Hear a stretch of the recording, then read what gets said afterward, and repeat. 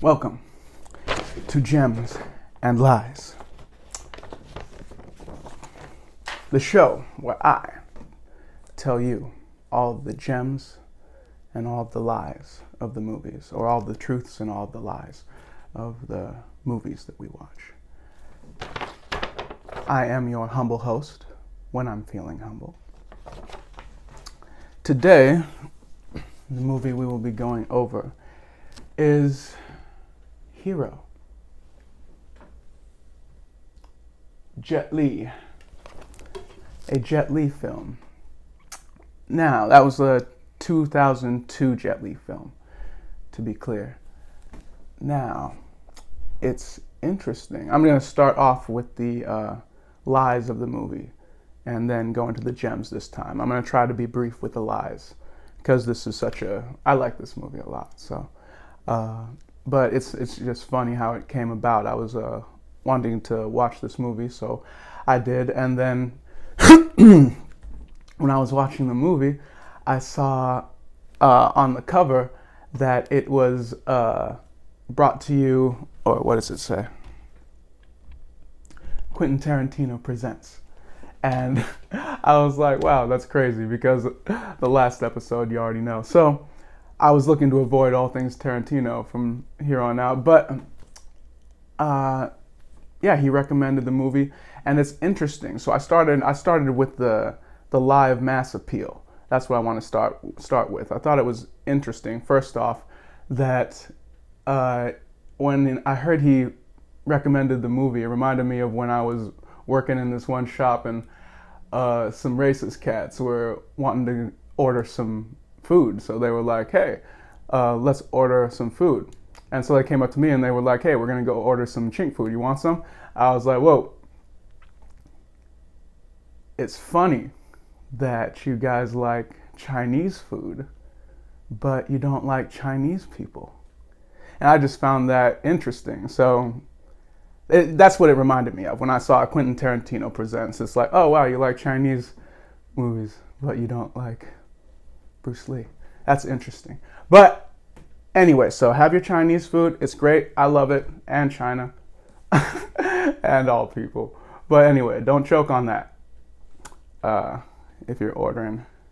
But anyway, that's one of the lies, is the mass appeal. The fact that the studio had to go over to a studio of another culture to make this movie about China, a Chinese story, and to get mass appeal, which is basically appealing to the European audiences worldwide as opposed to anybody else, which is, sometimes it happens, sometimes collaborations can happen and it can work well together. I thought this was a great movie, like I said. I enjoyed it a lot. We'll get into that in a second. The mass appeal, so that's one of the lies of the movie, is mass appeal. I have the board down here for me this time. The mass appeal, that is one of the lies. Let's see. And I don't have a lot of negative ones on this movie because, like I said, I love Jet Li. Great movie. Lost in translation. I saw one review that said this movie had lost some things in translation. It's a true story based on a true story, and it is in subtitles, so that's really cool. If you like that sort of thing, it's an artistic piece. It's a very visually artistic. But lost in translation, as I was saying. I don't speak Mandarin, so I saw a review on the movie that said they thought some things were lost in translation to the original story that it's based on. And some representation. But like I said, I don't speak Mandarin, so I can't really say.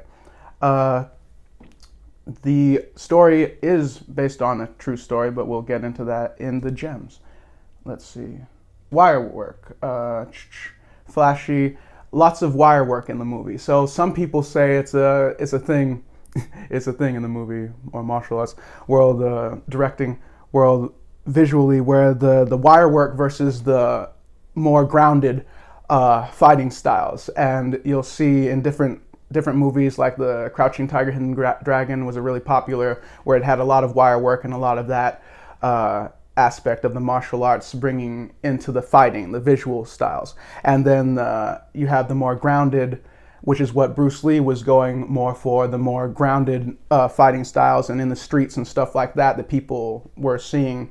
And that is an interesting thing, because some people say, oh, the wire work, it's too flashy, it's too fake, I don't like it. And some people like, okay, I like the more gritty, or I like the wire work just because. And where I like both pieces. I like the flashy stuff and the very basic grounded work, because the wire work, I feel, comes into play with the more spiritual aspects of martial arts. Like some people say, oh, you can do this or you can't do that, they're doing all this stuff, and it's like, well, nobody really knows, honestly. Like when it all comes down to the coming down, nobody really knows. So that's what martial arts and all this stuff is all about, is like experiencing, reaching your untapped potential, which is what Bruce Lee was all about, and athletics in general, and humanity, really, when it comes down to it, reaching untapped potential. So that's what growth is all about. So never say it can't be done, or as they say, whatever you say, you're right. So no, seriously though, like if you don't think you can fly, then you'll probably never try. Now, I'm not saying to jump off a building, don't do that. Disclaimer. Start with jumping, like from the ground up, and see how high you can go, and repeat. And eventually, I've seen some things, man. Some people, amazing things. So never doubt yourself or your untapped potential.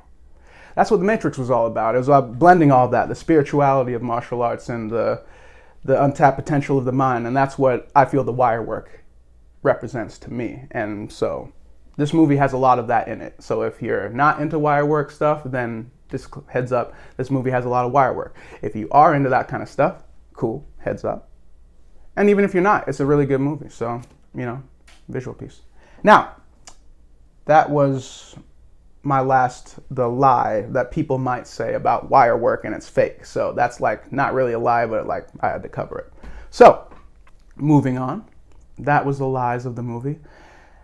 Onto the truths, onto the gems of the movie, my favorites. So the movie starts out with it's a true story about an assassin. I'm telling all the movie and all of this stuff because I haven't started the live class yet where we can watch the movies together and whatnot. So if you haven't seen this movie, Hero, 2002 Jet Li movie, you can stop and go watch it now and come back.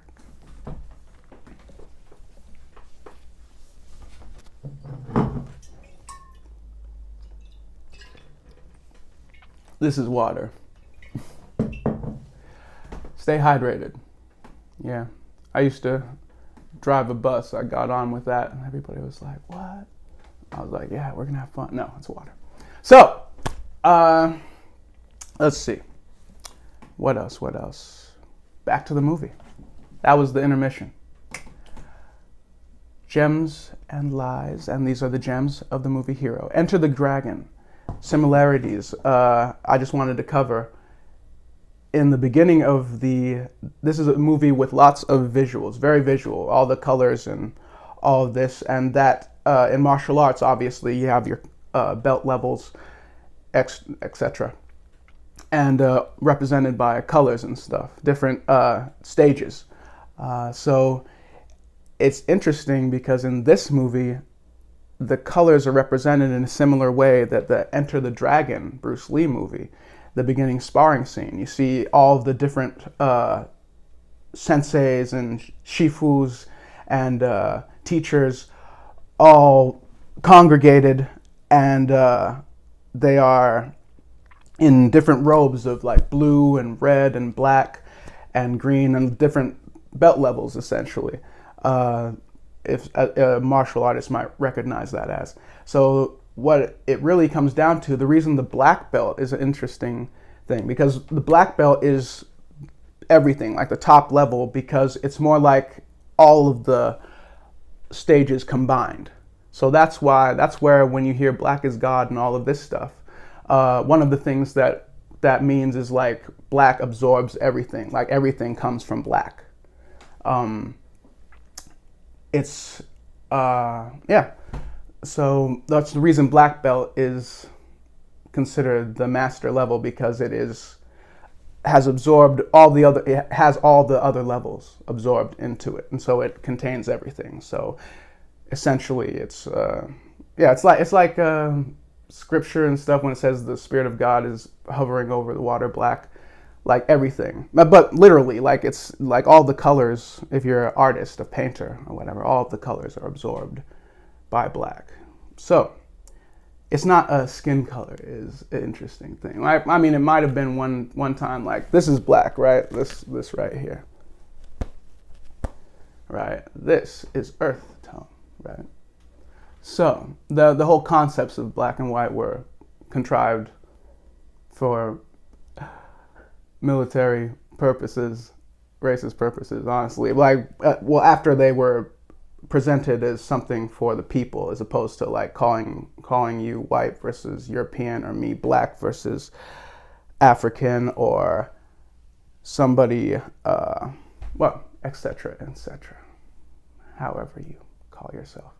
If you call yourself black, then you used to call yourself African. If you call yourself white, then you would have called yourself. It was a cultural thing more than a color thing.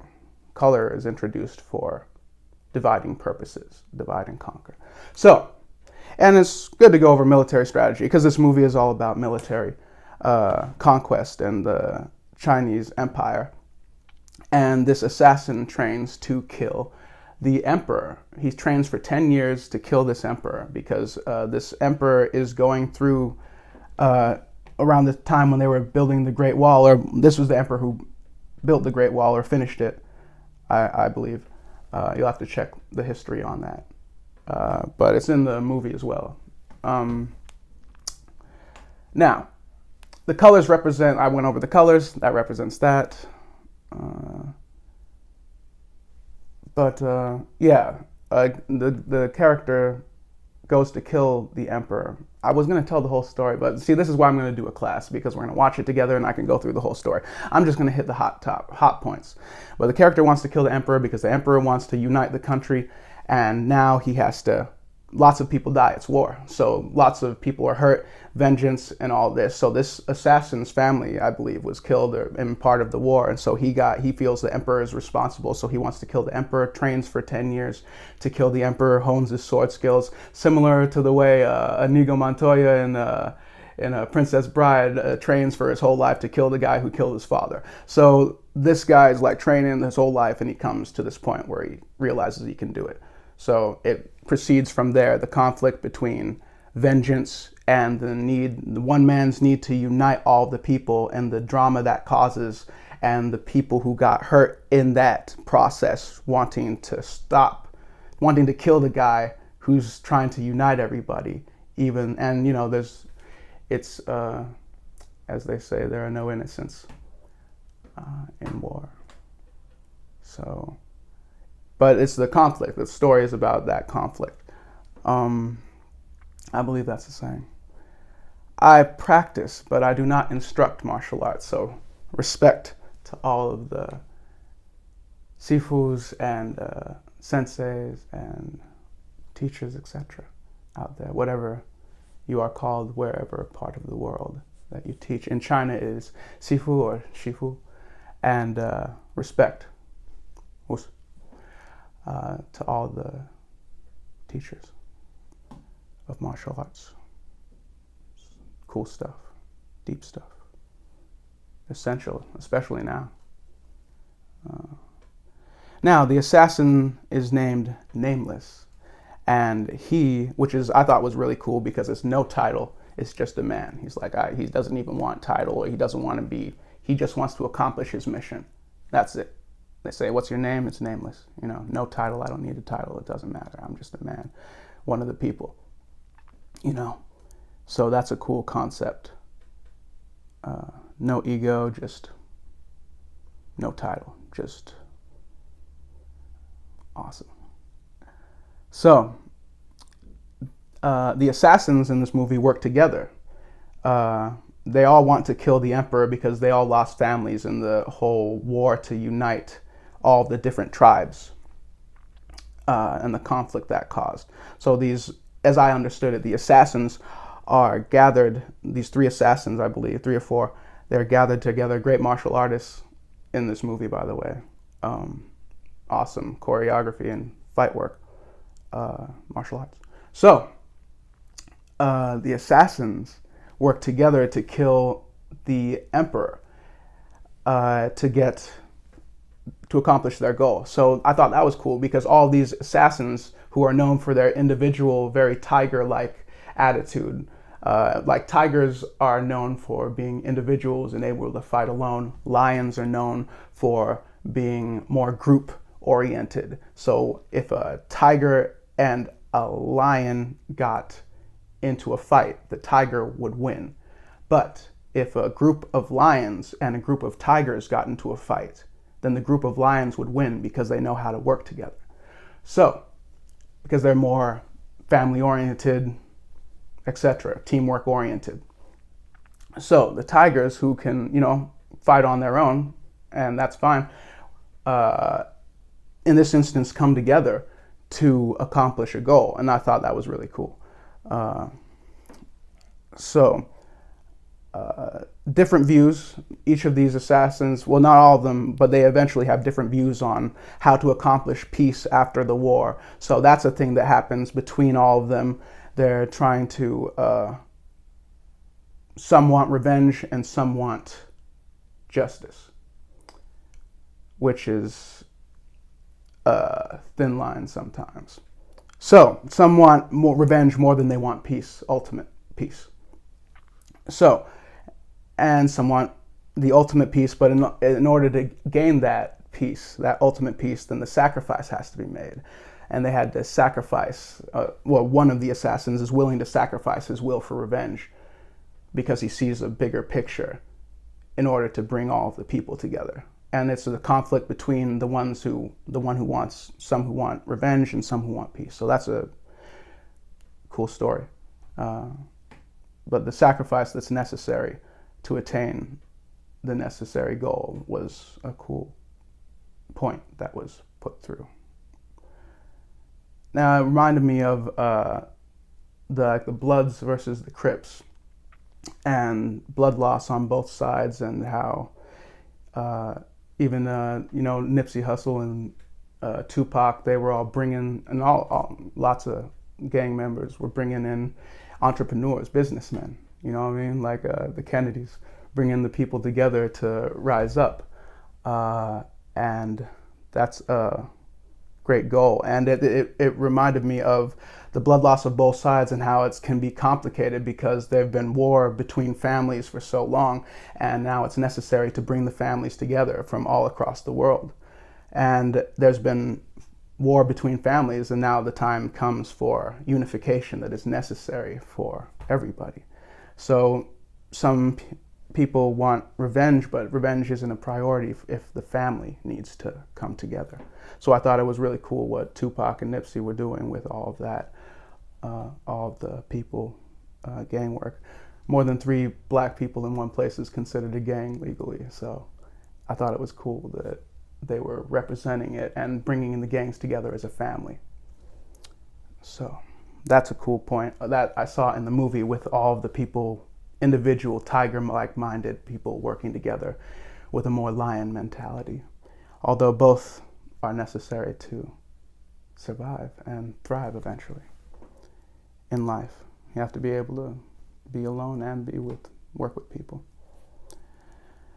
So the emperor seeks to unite. That was another point of the gems that I thought. Another gem. The emperor seeks to unite, but few see his vision. And he has his whole court, like it's cool, the visuals. You got this whole court, and it's all these people, all in black, to represent that they are the highest level, or the culmination of all the people, of all the different stages. So they're all dressed in black. That's the emperor. He's represented as black. Everything he wears is black. It's he represents the people, right? So I am all the people. That's what the emperor stands for. The king is actually the servant of the people, and that's how that's supposed to work. So the emperor seeks to unite. So the people, his court doesn't see his vision, he complains. He's like, they think I'm trying to kill everybody in the land just because they think I want everything. He's like, I don't want everything. I just want all the people to unite under one flag. And that means conflict sometimes between people who just refuse to get along. So he's like, he's trying to do this, and they think he's a warmonger when he's trying to unite China with the wall and everything. So, and there's different views on all this, like I said. Which is what this story is about. The assassins are like, well, my family got caught up in all that war and all that, so now I'm hurting. I want to hurt someone. So he's seeking to unite, but the only people who understand his vision at the end of the day is the assassin. The assassins are the only people, a couple of assassins, like two of them, and they're the only ones who understand his vision. And they like have a scene where they're fighting, and one assassin wants to kill him, and the other one doesn't anymore because he understands where he's coming from now. It's like the fight was like he was thinking about it the whole time they were fighting, and like in martial arts, fights are like dances. It's like dancing.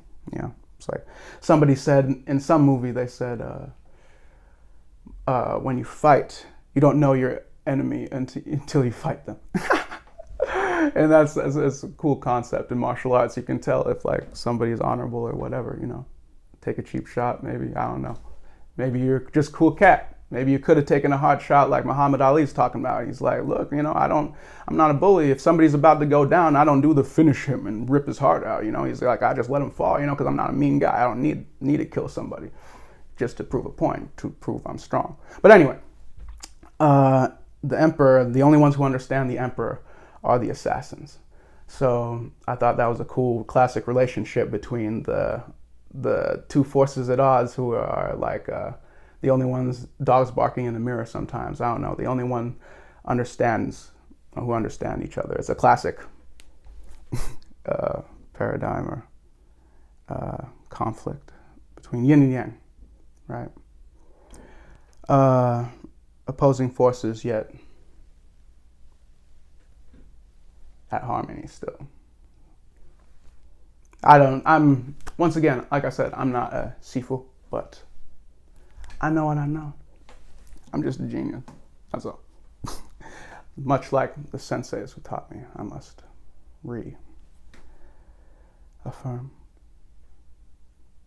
restate. Humility is good, though, we can't all be as humble as me. It's hard sometimes when you're this humble to be this humble. But anyway, I'm ranting. Now,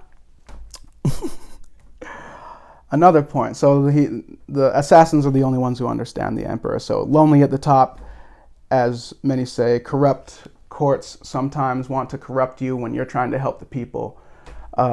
When you're in a position of power, sometimes, as we have seen with many who are in positions of power, and you can get corrupted. There's stories of corruption. There's stories of incorruptible people, and those are the ones that I look up to. So, honor above all. That's another thing. No petty stuff. In the movie, the assassin told a story. Nameless told a story to the emperor, and he's telling a story about how he supposedly defeated people. And it's a story about how he tore the two lovers apart with petty means, kind of like Othello, just like baited them and against each other, played mind games against each other, separating the people, separating the lovers with mind games until they were confused and killed each other, essentially. And one killed the other, and then the other one just was so depressed, just wanted to die. So that's a story that he told about it. And the emperor says, I don't believe you, because I fought with these guys personally, and they were honorable people. Like, they weren't weak-minded. Like, they were strong people and confident in themselves. They wouldn't let like some mind games rift their family apart or anything like that. Like, I spoke to these people, so I know you're lying to me when you tell me that those cats weren't honorable. So I thought that was cool, because he respected his enemy. The emperor, even though these guys were coming to kill him, he respected them because he just respected them because he's a wise man. And they respected him because they understood that he was a dangerous person as well. But in that respect, he actually took the time to study his opponent And that's what it really means. So he got to know their philosophies and all of this stuff, so could come to understand each other. And eventually they through studying each other to defeat each other, they came to understand that they really wanted the same thing, which was peace. So that's where the assassins and the emperor come to understand each other. So it's important to respect your enemy, even if you can't come to an understanding. It's just a good rule. Let's see. Nameless doesn't kill the emperor, but because he fights for peace. So that's the reason he doesn't kill the emperor. So he comes to that point, and he understands that he's sacrificing himself in doing so. And he says that to the emperor. He said, a dead man, asks you to remember your promise to the people.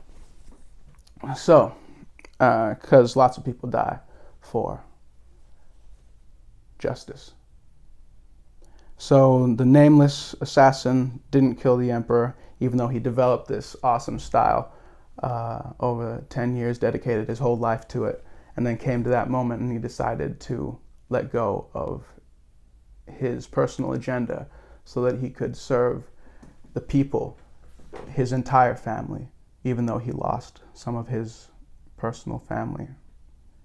He was able to embrace everyone. And I don't set myself up as a judge or anything like that. So everyone got to do what everyone got to do. But it's a good message. And martial arts in general, good stuff. It's all about peace ultimately, as I understood it. So that is pretty much all of the gems that I had on the movie. Jet Li did his thing. Everybody did their thing. I thought the wire work was great and everything else, the way they shot it.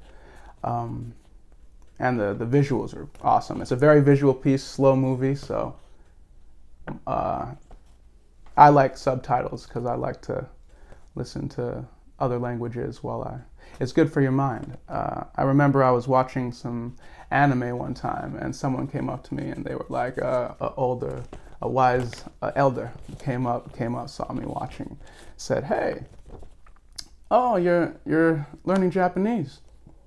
I was like, "What?" He's like, "Yeah, you're learning some Japanese." And I heard the Japanese, and he was a well-traveled man, had been to Japan and studied. And I was like, well, I guess I am. And it's funny, you pick up stuff. And Mandarin in this movie, China, respect to all. But I did write a speech for my satisfaction, and yours as well, hopefully. Can't please everyone, but the 3 stages of swordplay, that's the final gem. 3 stages of swordplay is they go over it with the drawing, not Sanskrit, I just went blank on the word. You know what I'm talking about. You saw the movie. So they're doing they talk about the art of swordplay and calligraphy. The art of swordplay and how calligraphy and the art of swordplay are intertwined in the wrist and the heart. And they're talking about how they studied the calligraphy to understand the swordsman. And he says there's 3 stages of swordplay in this, the philosophy of swordplay in this artist's mind or philosophy. And the 3 stages, I'm paraphrasing now, but the first stage, the warrior becomes one with the sword, and it becomes part of him, which is the philosophy in martial arts, a familiar one.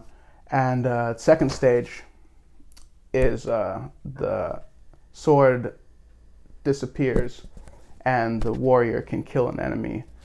It resides in his heart, and he can kill an enemy from 1,000 paces and with nothing, or a blade of grass. with the blade of grass. So, and the third stage, the swordsman becomes so powerful, the warrior becomes so powerful, he embraces everything, like God, becomes one with everything. And the need to kill no longer exists, which is excellent. I thought it was very deep. It is very deep. So what I took away from that, like I said, I think everyone should watch it or study martial arts at least if you didn't like the movie, definitely. But the 3 stages of swordplay show the natural progression of growth during times of imbalance. First, one acknowledges that there is a problem. Then one establishes what the problem is.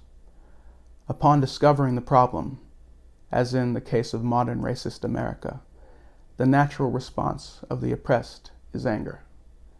Anger is a good thing, if not too emotional, because it awakens one to the reality that one must react. It awakens one to the reality that one must act to change the situation. Always act, never react.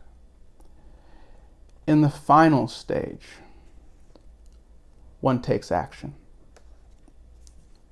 After taking the necessary action to solve the situation, the need for anger disappears because balance has been restored. That's what I took away from the swordplay stuff and the natural progression of growth, and how anger is sometimes shamed or frowned upon when it's a natural process of growth and understanding. And as long as it's, do you. But, maintain your personal peace as best you can. Historically, I'll get back to my speech. Historically, many of these changes have been violent. Many of the changes that occurred, like with this movie, as with the Chinese Empire uniting. And the French Revolution is another example of people who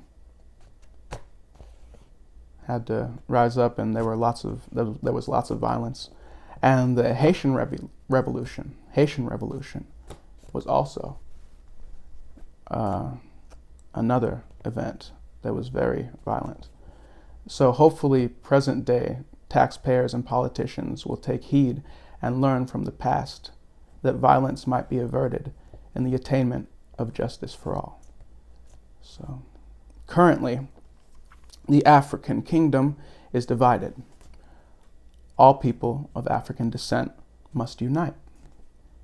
African Americans, African Haitians, African Dominicans, African Jamaicans, African Cubans, African British, African Irish, African Russian, African Canadian, African South American, African Japanese, African Chinese. If you share the blood and are of the mind of African royalty, we must unite, as all other peoples around the world have united. A good example of this is Chinatown in New York, or the Jewish and Latinx community in Asheville, North Carolina. All these races of people pool their resources together for the financial gain of their people, of their family. And it's considered American. And it is American. It is only considered a threat to racist white society when people of African descent do the same, as history will show, or has shown. Hopefully history will show our untapped potential as humanity. It is for this reason that we must come together before it is too late. And make no mistake, the war on black people is real.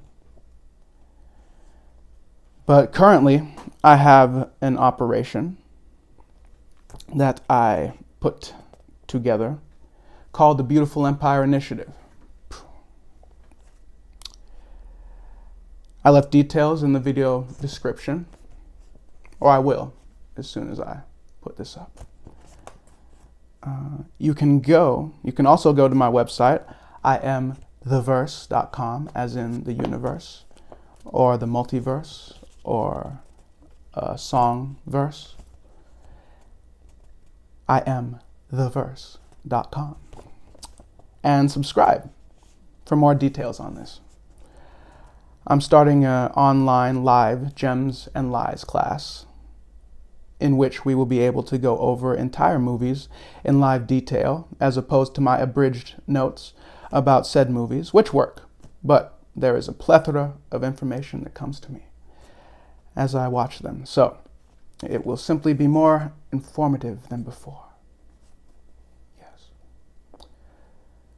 I'm also starting a city club.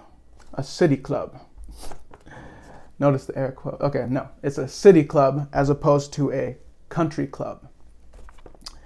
It's going to be called the People's Club. The People's Club. Let's see. So stay tuned for more info about that. Keep my air quotes in line with my syllables.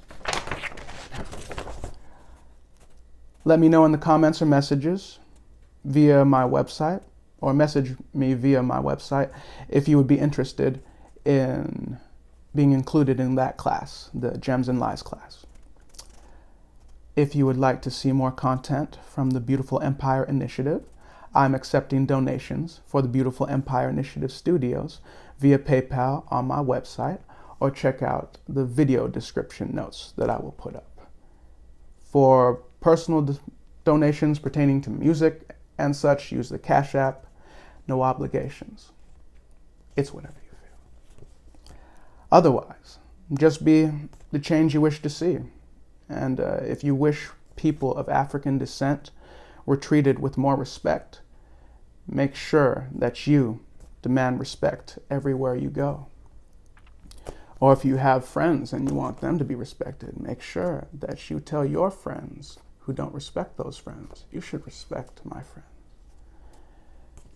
That which you do to me, you have done to them. That which you do to them, you have done to me. And so it is with family.